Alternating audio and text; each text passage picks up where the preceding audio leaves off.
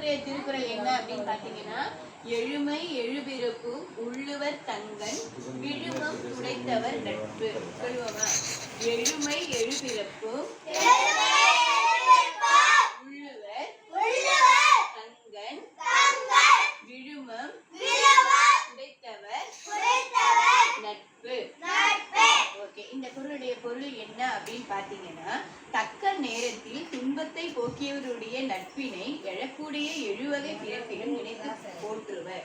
நம்மளுக்கு தேவையான நேரத்துல யார் நம்மளுக்கு உதவி செய்யறாங்களோ அந்த உதவியை 7 பிறப்பிலும் நாம அவங்கள நினைச்சு நாம போற்றணும். ஓகேவா? நமக்கு தேவையான நேரத்துல யார் உதவி செய்யறாங்களோ அவங்க நம்மளுக்கு முக்கியமானவங்க இல்லையா? தேவையில்லாத நேரத்துல நமக்கு உதவி தேவை. நம்மளுக்கு தேவையான நேரத்துல நம்மளுக்கு தேடி வந்து நம்மளுக்கு உதவி செய்யறவங்கள நம்ம என்னைக்குமே நாம மறக்க கூடாது. அதை நினைச்சு நாம போற்றணும். ஓகேவா? அதுதான் இந்த திருக்குறளுடைய பொருள். ஓகேவா?